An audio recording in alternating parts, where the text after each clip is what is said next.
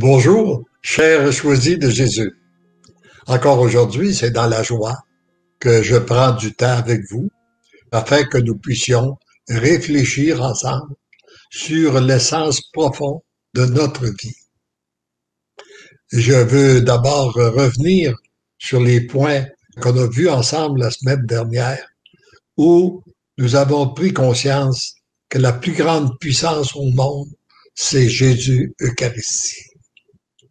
Et moi, je vous répète que j'ai cette conviction profonde que toute l'humanité va être renouvelée par Jésus Eucharistie. Et que pour que cela se produise, eh bien, ça doit passer par chacun et chacune de nous. C'est pour ça qu'il nous choisit, pour qu'on se laisse transformer par son amour, que son amour, après nous avoir transformés, puisse passer à travers nous pour rejoindre les autres.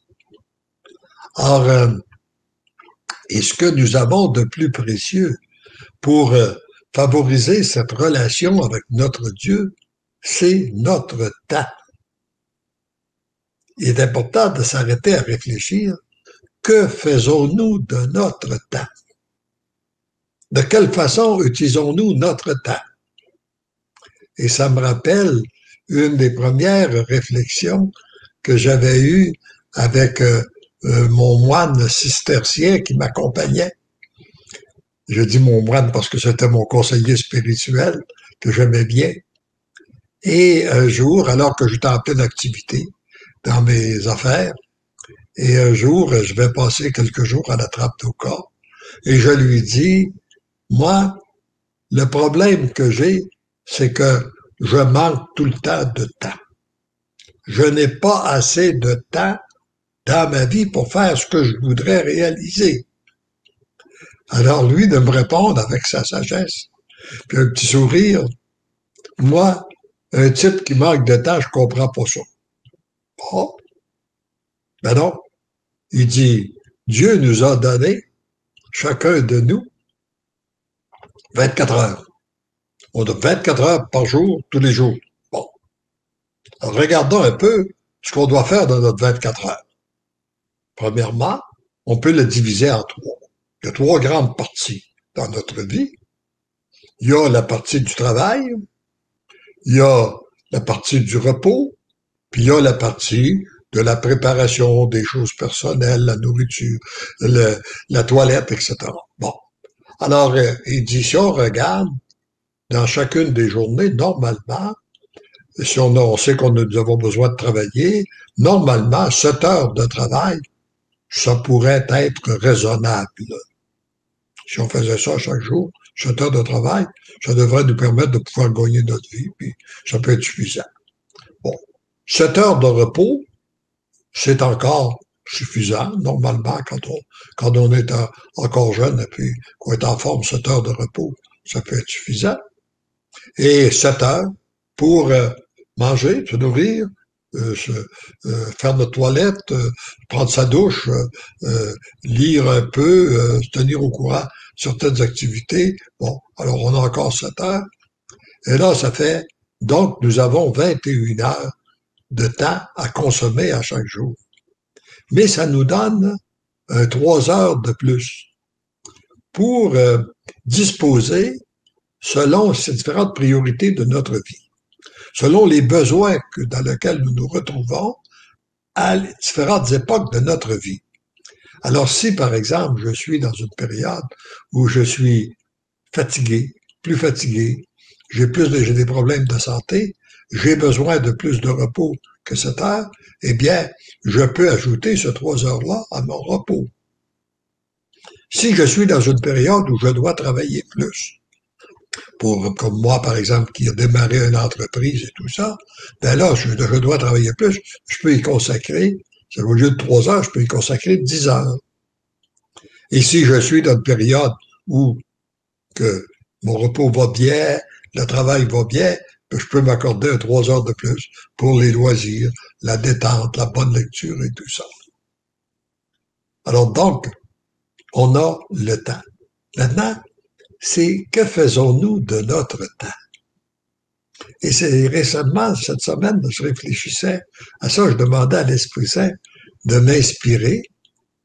Et une réflexion qui m'est venue est celle-ci. Quand regardons un peu quel temps nous prenons pour préparer nos différentes étapes de la vie, préparer notre avenir, je dirais. Par exemple, regardons un enfant qui est petit, il va prendre une année maternelle pour se préparer à aller faire son cours élémentaire, pour aller à l'école. Et il va prendre 5 années de cours après, à l'école, pour se préparer pour entrer à l'école secondaire. Après ça, il va faire une autre période de temps, un autre 5 ans, pour se préparer pour aller au niveau collégial. Et puis un autre 2 ans pour rentrer à l'université, pour faire ses études. Si bien pour se préparer après l'université pour rentrer sur le marché du travail. En tout et partout, on voit que dans le monde que l'on vit, les gens consacrent, ça peut varier, de 12 ans à peut-être 20 années, même plus dans certains cas, pour se préparer pour le marché du travail, pour travailler pendant 30, 40 ans, plus ou moins. Alors donc, lorsqu'on prend le marché du travail, eh bien là, on veut préparer notre retraite. Alors on a 30 ou 40 ans à travailler pour préparer notre retraite qui va durer, on ne sait pas trop combien de temps. Dans d'aucuns cas, c'est court, dans d'autres cas, ça peut aller peut-être jusqu'à une trentaine d'années. Bon, pas beaucoup. C'est à peu près le maximum, mais je pense que 30-35 ans est le maximum. Mais après cette retraite-là, il y a notre vie spirituelle. Il y a la vie éternelle qui entre en nous. Quel temps, durant le temps de notre vivant, consacrons-nous pour préparer cette vie-là? Et là, c'est pas une vie qui va durer pendant 5 ans, 10 ans, 15 ans, 20 ans ou 30 ans. La vie éternelle, c'est très long. C'est long, longtemps. Alors, quel temps prenons-nous à chaque jour de notre vie pour cette vie, pour notre vie éternelle? Et pour rencontrer Jésus Eucharistie, pour permettre à Jésus Eucharistie, que je vous ai dit qu'il était la plus grande puissance au monde, eh bien, on a besoin, lui, il demande pas mieux que nous transformer. Il demande pas mieux que de faire de nous des êtres d'amour. Il est venu sur la terre pour ça, il a donné sa vie pour ça, il est mort sur la croix pour ça, pour que nous ayons une vie nouvelle, pour que nous devenions des êtres d'amour, que nous soyons heureux avec lui pendant toute l'éternité, mais que nous le soyons aussi durant le temps de notre vivant. C'est que déjà nous bénéficions, si nous nous approchons de lui, nous bénéficions des grâces. Je dirais que c'est une grande découverte dans ma vie, parce que j'ai toujours été pratiquant, j'ai toujours été croyant, mais il y a eu une période de ma vie où je me disais, oh, c'est extraordinaire d'être catholique, puis d'être croyant, parce que ça va nous assurer une belle vie après notre mort. Mais le temps qu'on vit, j'avais l'impression que c'était une vie dans laquelle ça nous restreignait, parce que telle chose est péché, on peut pas faire telle chose, faut pas faire, etc., des choses qu'il faut pas faire. Bon. Mais vers l'âge de 40 ans, j'ai découvert que c'était tout autre chose. Que les enseignements que Jésus nous avait donnés pour notre bonheur éternel, si on le commençait, si on lui permettait d'entrer en intimité avec lui et de bénéficier, de vivre réellement de ses enseignements et de bénéficier des grâces qu'il nous donne à travers les sacrements, on pouvait être heureux maintenant. Dès maintenant qu'on peut obtenir ce bonheur-là. Or, c'est extraordinaire quand on s'arrête à y penser. Que maintenant, pour bien utiliser notre temps, nous avons à réfléchir, à s'arrêter pour réfléchir quels sont nos objectifs de vie. Pourquoi je vis, moi? Pourquoi je décide d'utiliser mon temps? Est-ce que c'est uniquement pour travailler? Est-ce que c'est uniquement pour avoir des loisirs? Quelles sont les priorités de ma vie, là? Le travail, les loisirs, la détente ou ma vie spirituelle? Alors, il y a là des décisions que chacun de nous doit prendre. Et souvent, qui vont prendre naissance à l'intérieur de notre désir. Que ça passe par notre désir.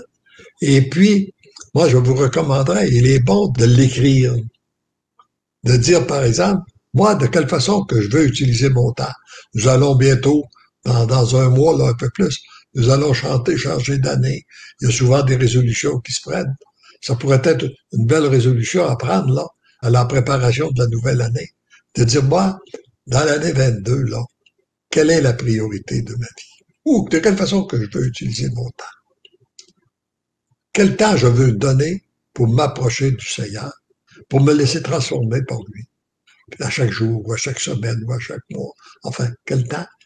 Et quel temps je veux consacrer à mon travail, etc., etc. Quels sont mes véritables objectifs de vie? Et ça, si, d'autre part, ce qui est bon, c'est les écrire. Moi, j'ai un petit dossier, que je vais marquer un petit dossier personnel où j'ai gardé des écrits que j'ai fait à différentes époques. Puis après, ça nous permet de les relire après un certain temps, puis de voir est-ce que je pense encore pareil? Est-ce que c'est correct? Est-ce que je les ai suivis? Parce que déjà, les faits des écrire, ça a un engagement. Hein? Et ce qui est clair dans notre esprit, ben, c'est facile de l'écrire. Comme disait Boileau, ce qui se conçoit clairement s'énonce aisément et les mots pour le dire viennent facilement. Alors donc, prendre le temps de réfléchir à savoir ce qu'on veut. Et en préparant justement cette rencontre avec vous aujourd'hui, j'ai regardé, me suis permis d'aller fouiller dans mon petit dossier personnel. Et puis, j'ai relevé, je vais vous en donner un petit bout, par exemple, que j'ai relevé lorsque j'ai eu 60 ans. J'ai écrit quand j'avais 60 ans. Parce que je me disais, bon, ma vie, je disais qu'on peut la diviser en 4 parties. Et puis, après 60 ans, ben là, c'est la 4e partie de ma vie. Alors, de 0 à 20 ans, j'ai regardé, voir que je disais, je pourrais situer ma vie autour du mot bâtir, construire. Alors, j'ai de 0 à 20 ans, c'était pour ce que j'ai écrit, c'est que de 0 à 20 ans, ce fut pour me bâtir sur tous les plans. Sur le plan physique, intellectuel, et apprendre à travailler, etc., etc. Bon, me bâtir. De 20 à 40 ans, ce fut de bâtir ma famille, de bâtir mon entreprise, puis aussi contribuer à bâtir des œuvres. Et entre 40 et 60 ans, ma vie a été constituée principalement à bâtir ma relève, à aider les gens à se bâtir eux-mêmes. J'étais plus dans la direction d'entreprise et tout ça. Puis 60 ans et plus, ce que je veux maintenant, c'est de contribuer à bâtir un monde meilleur. Puis là, en me disant, ça, je tiens ça dans mon cœur, bâtir un monde meilleur, oui, c'est important. Mais de quelle façon que je peux, et là, ça m'emmenait à réfléchir, de quelle façon je peux bâtir un monde meilleur? Tout simplement en devenant meilleur, moi. Devenir meilleur, puis ça, moi, je suis pas capable de le faire moi-même, mais je sais que ça va se réaliser si je donne mon oui à Dieu. Un abandon total entre ses mains, l'acceptation totale de sa volonté, puis par la prière et les sacrements, prendre plus de temps pour la prière et les sacrements, et puis faire des bonnes lectures. Au lieu de lire n'importe quoi, des potins et n'importe quoi, ben, je veux me nourrir de bonnes lectures. Je dirais des lectures qui nourrissent mon âme, qui m'élèvent au lieu de m'abaisser, qui me donnent de la paix au lieu de me donner des angoisses, des préoccupations. Choisir des bonnes lectures et puis faire le don sous différentes formes. Puis là, j'avais ajouté, en aidant les autres à découvrir les vraies valeurs, ainsi devenir meilleur parce que je suis. Ma disponibilité aidée, ce que je dis, ce que j'écris, mes conférences ou mes dons. De tout ça pour aider. À partir du moment où on est disponible. Sans aucun doute, quand tu prends une décision comme celle-là, et puis qu'on veut contribuer à bâtir un monde meilleur, puis tout à coup que je reçois par exemple, comme ce fut le cas, c'est en 2001, de recevoir une invitation pour aller donner des conférences en Europe, eh bien, ça cadre dans mon objectif de contribuer à bâtir un monde meilleur, puis d'aider les autres à devenir aussi meilleurs. Et puis là, ben, je disais, pour tous ces objectifs-là, là, ça a été un peu plus précis. Je dois vendre de qu'est-ce que j'ai trop, qu'est-ce qui m'encombre, qu'est-ce qui m'empêche d'être plus disponible, etc., etc. Alors, j'avais fait une petite cédule de quelle façon que je dois utiliser ma semaine, combien de temps, et combien d'heures je dois consacrer. J'avais écrit entre autres que je dois consacrer 2 heures par jour à la prière, à l'Eucharistie, les bonnes lectures, puis la prière des sacrements. Et puis là, ben, je retrouve quelques années, quand je refouille dans mon dossier, je retrouve quelques années où, à 70 ans, j'ai refait une analyse de ça. Puis je dis, oui, voici ce qui s'est passé. Alors, on voit que les objectifs que j'avais se réalisent tranquillement. Et si je disais, par exemple, comme je viens d'atteindre mes 70 ans et que j'ai relu ce que j'avais écrit lorsque j'avais 60 ans, je suis surpris de constater comment j'avais dans le cœur ce désir de bâtir un monde meilleur. Je n'avais aucune idée de la façon dont je serais utilisé, comme je peux le voir aujourd'hui présentement. Je rends grâce à Dieu de m'avoir enseigné et inspiré le chemin que je devais prendre, qui était celui de vouloir devenir meilleur. Voyez-vous, lorsqu'on a un désir, le Seigneur, souvent, c'est lui qui met ce désir-là dans le cœur, qu'on lui a et qu'on lui offre. Il en fait son agir. Plus que jamais, je désire continuer sur cette voie.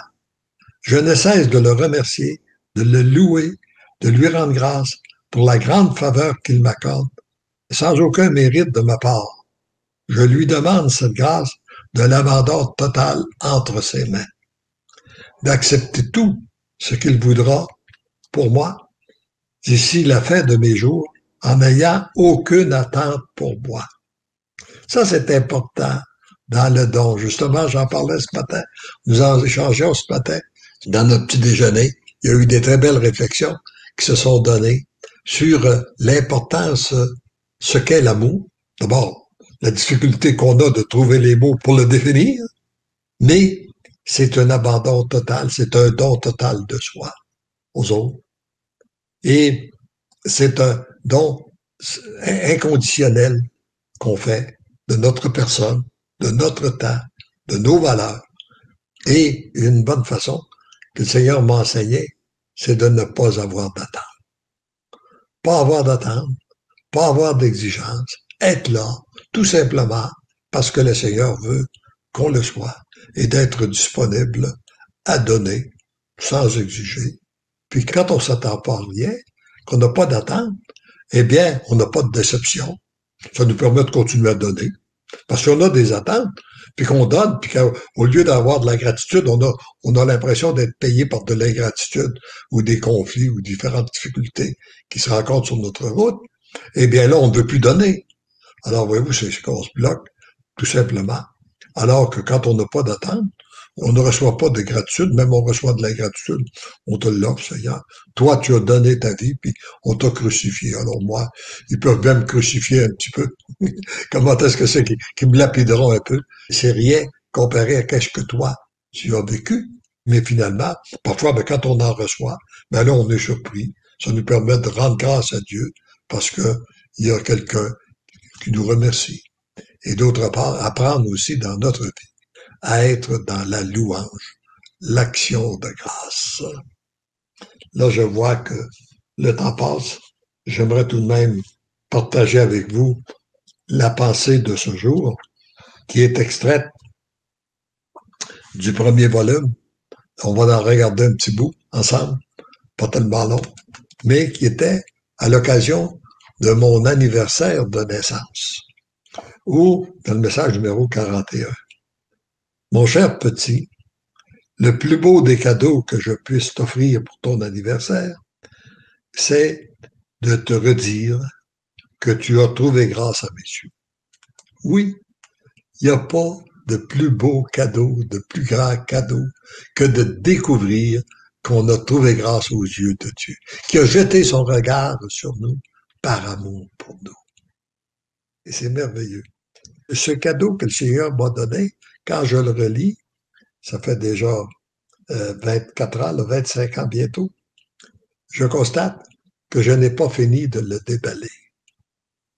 Plus je le déballe continuellement, plus je le déballe, plus il est beau, plus il est important, et plus j'en découvre d'autres. Ça me permet de découvrir d'autres aspects, d'autres points importants. C'est pour toi le plus beau des cadeaux, car je suis toujours avec toi. Tu peux, à n'importe quel moment du jour et de la nuit, ou dans n'importe quelle circonstance, entrer en relation avec moi, afin de devenir y puiser ma paix, ma joie et mon amour. Voyez-vous, Jésus est toujours disponible. Il est disponible continuellement.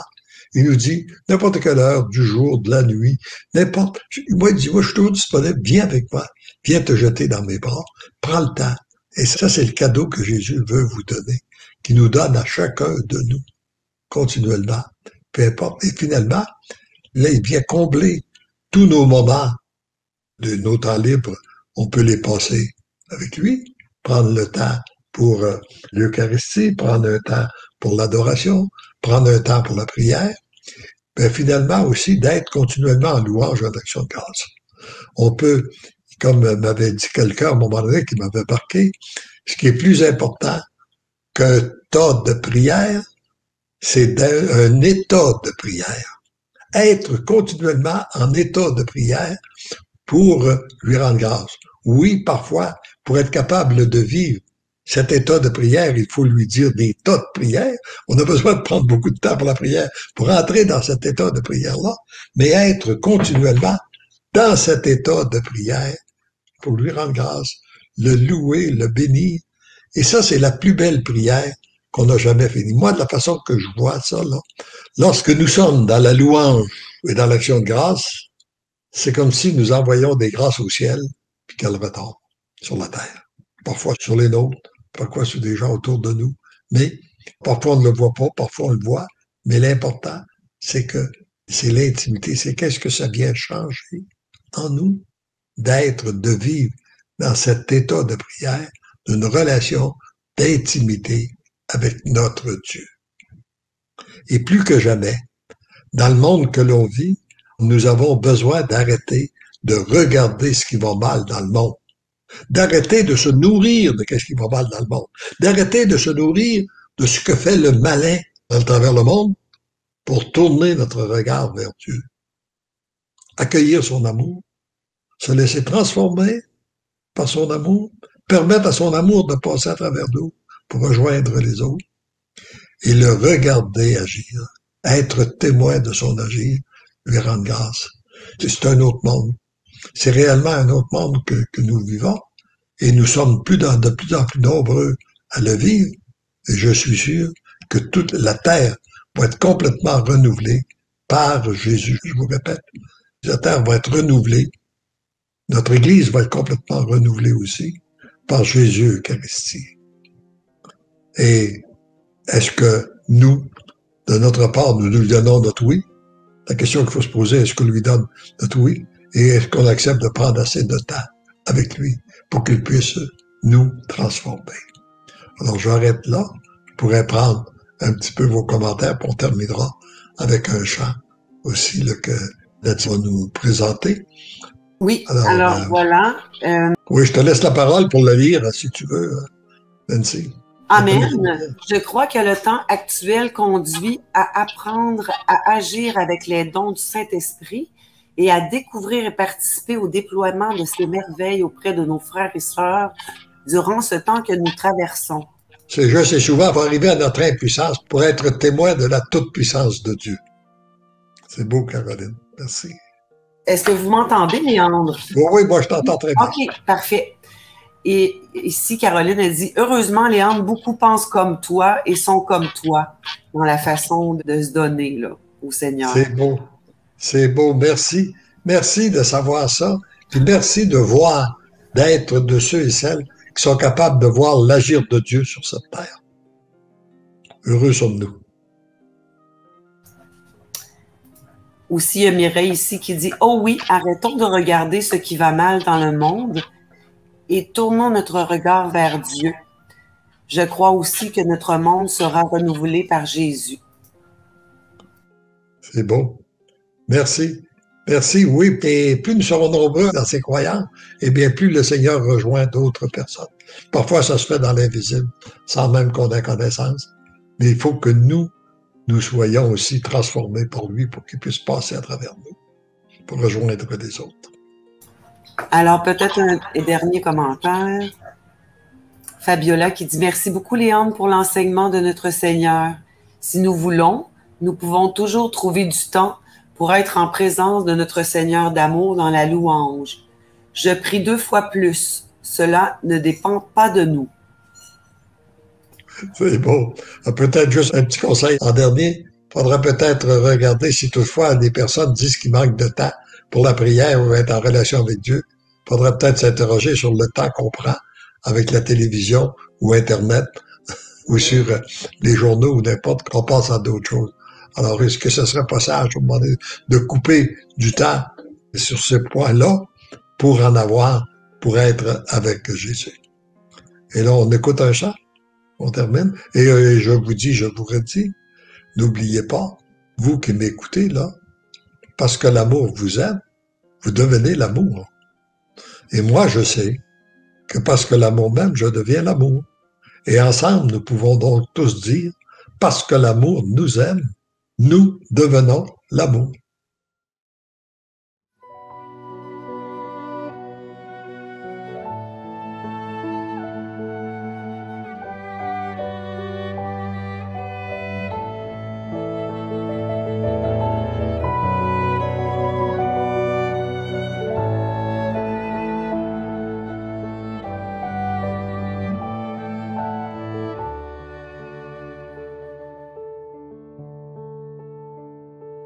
Donne-moi de connaître tes désirs, ô mon Père, ceux de ta volonté,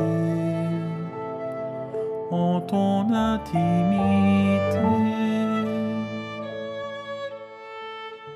Mon tout petit, aujourd'hui, tu n'as plus à te préoccuper des pensées du monde, ni des valeurs prônées par ce monde.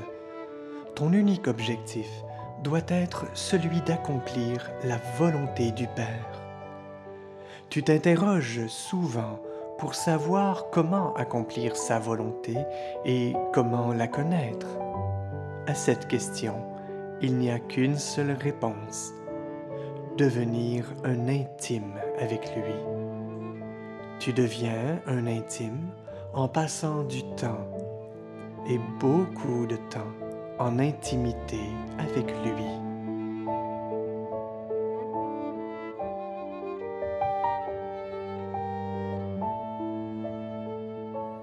Donne-moi de connaître tes désirs, ô mon Père, ceux de ta volonté,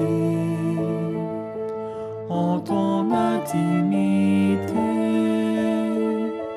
Brûle-moi, ô mon Dieu, là dans ton amour feu.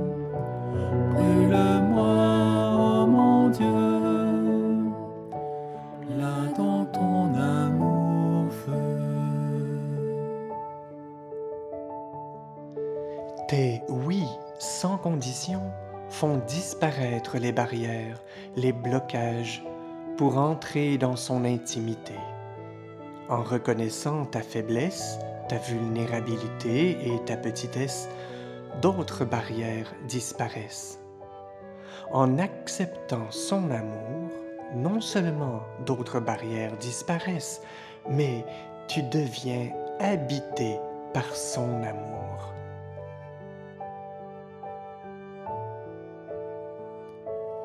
Brûle-moi, ô mon Dieu, là dans ton amour.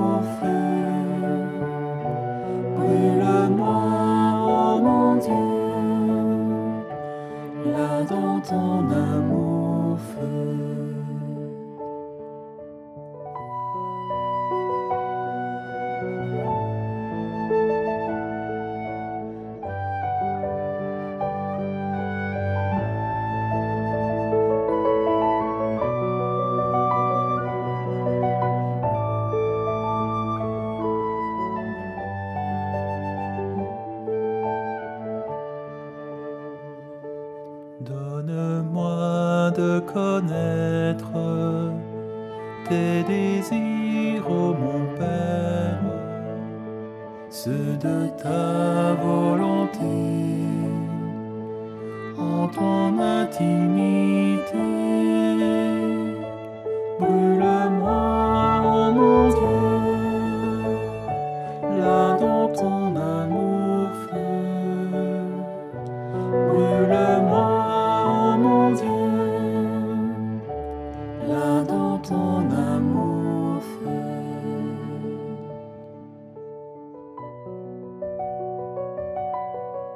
C'est uniquement en faisant de ta demeure intérieure l'habitat de son amour qu'il t'est permis d'entrer dans son intimité et, par le fait même, d'être continuellement uni à sa volonté.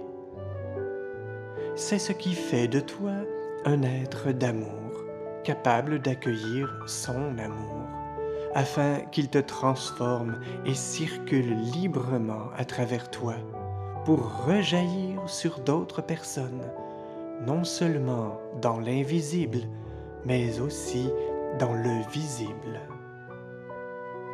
Mon cœur brûle d'amour pour toi. Laisse-toi consumer au feu de mon amour-feu. Tendrement et divinement, je t'aime.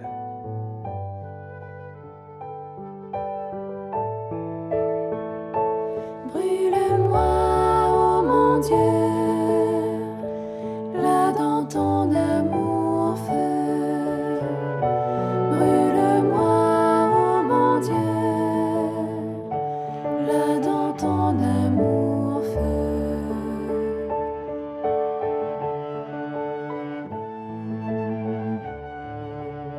Merci, Seigneur Jésus, pour cet enseignement si simple, si puissant et si riche. Ouvre mon cœur afin que je puisse l'intégrer pleinement tous les jours de ma vie.